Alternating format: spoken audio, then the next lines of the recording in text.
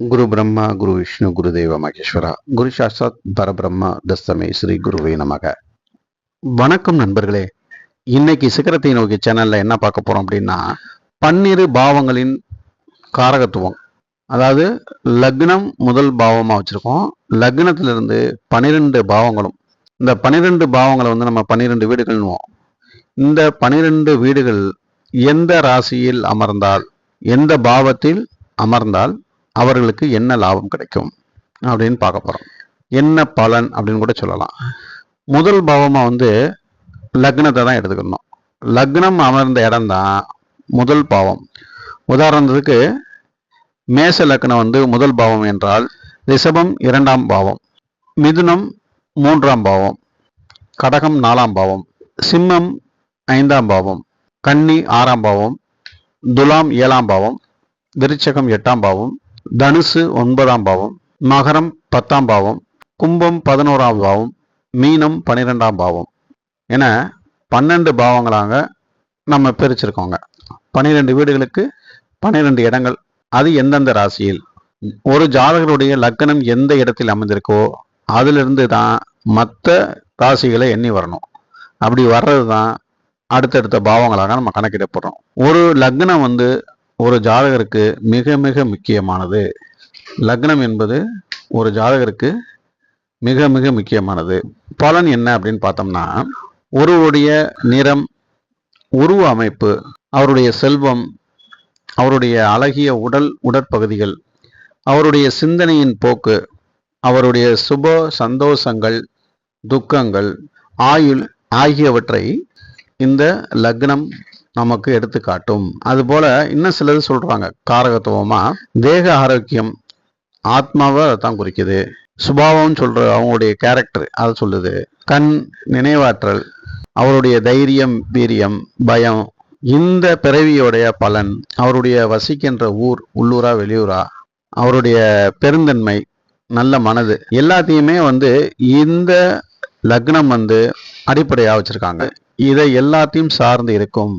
இந்த அமைப்பை வைத்துதான் ஒருவருடைய ஜாதகத்தில் மற்ற கிரகங்களுடைய பலாபலனை பார்க்க முடியும். என்சான் உடம்புக்கு சிரசை பிரதானம்ங்கிற மாதிரி ஒரு ஜாதகத்துல 12 பாவங்களில் முதல் பாவமான லக்னமே முக்கியமானதாகும். ஒரு ஜாதகத்தில் லக்ன பாவமும் லக்னாதிபதியும் கெட்டு போயிருச்சுன்னு வச்சுக்கோங்க, எந்த யோகங்களையும் முழுமையாக அனுபவிக்க முடியாது. மற்ற பாவங்கள் அவருக்கு நன்மை தரதாக இருந்தாலும் அது அவர் அனுபவிக்க முடியாமல் அவரை சார்ந்தவர்களே அனுபவிப்பார்கள். ஒரு லக்னம் வலுப்பெற்றா மட்டும்தான், ஒரு லக்னம் நல்ல நிலையில் இருந்தால் மட்டும்தான் அந்த ஜாதகர் தனித்து செயல்பட முடியும். லக்னம் வீக்கா இருந்தா, லக்னம் பலவீனம் அடைந்திருந்தால் அந்த ஜாதகர் மற்றவர்களை நம்பித்தான் வாழ வேண்டியது இருக்கும். லக்னம் என்னும் முதலாவது வீடு கேந்திர ஸ்தானம், திரிகோணஸ்தானங்கிற 2 வகையில அது வந்துடும். இந்த மாதிரி கேந்திரத்திலையும் திரிகோணத்திலையும் லக்னம் வர்றதுனால அது மிக மிக முக்கியமானதாக கருதப்படுகிறது. லக்னத்தின் அதிபதி லக்னத்திலேயோ அல்லது லக்ன பாவர்களின் பார்வைக்கோ அதோ சேர்க்கைக்கோ இருந்துச்சுன்னு வச்சுக்கோங்க, அந்த ஜாதகர் எந்த வகையிலையும் தன்னுடைய தனித்தன்மையை நிரூபிப்பாரு. அத்தோடு மட்டும் இல்லாம மற்றவர்களுக்கும் வழிகாட்டியாக திகழ்வாரு. அதே இதுல லக்னாதிபதி 6, 8, 12 போன்ற மறைவு ஸ்தானங்கள்ல போயிருச்சுன்னா அந்த பலன் முழு பலனே கிடைக்காது. அதே லக்னாதிபதி 6, 8, 12 மறையாம மற்ற ஸ்தானங்கள்ல ஆட்சி, உச்சம், நட்பு போன்ற நிலையில இருந்துச்சுன்னு வச்சுக்கோங்க, அந்த ஜாதகர் நல்ல பலன்களை அடைவார். லக்னத்துல சுப கிரகங்கள் இருந்துச்சுன்னு வச்சுக்கோங்க, அல்லது பாவ கிரகங்களோ இருந்தால் அந்த கிரகங்கள் வலிமை பெற்று விடுகின்றன.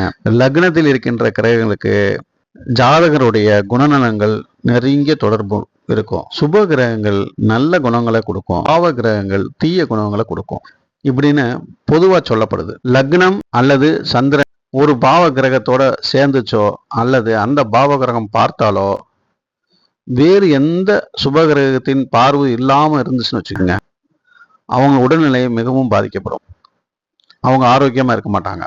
லக்னத்தில் சுபகிரகம் இருந்தா இன்னும் ஆள் பார்க்கறதுக்கு நல்ல பர்சனாலிட்டியா இருப்பாங்க, ரொம்ப அழகா இருப்பாங்க. பாவகிரகம் இருந்துச்சுன்னா அவங்க தோற்றம் அவ்வளவு நல்லா இருக்காது. சுபகிரகங்கள் லக்னத்தை பார்க்கறதும் சுபகிரகங்கள் லக்னத்துல இருக்கிறதும் ஒரு நல்ல தோற்றத்தை ஒரு ஜாதகருக்கு ஏற்படுத்தும். லக்னாதிபதி சரராசியில் அமர்ந்துட்டாங்கன்னு வச்சுங்களேன், ஒரு லக்னாதிபதி சரராசியில் அமர்ந்து சுப கிரகங்களால் பார்க்கப்பட்டாலோ அந்த ஜாதகர் புகழ், கௌரவம், நல்ல சுகபோக வாழ்வும், எல்லா வசதிகளுடனும் வாழ்வார். லக்னத்துல புதன், குரு அல்லது சுக்கிரன் இவங்களோட சந்திரன் அமர்ந்திருந்தாலோ அல்லது லக்னத்திற்கு கேந்திரங்களில் அமர்ந்திருந்தாலோ அவங்களுக்கு அருமையான தோற்றம் இருக்குங்க.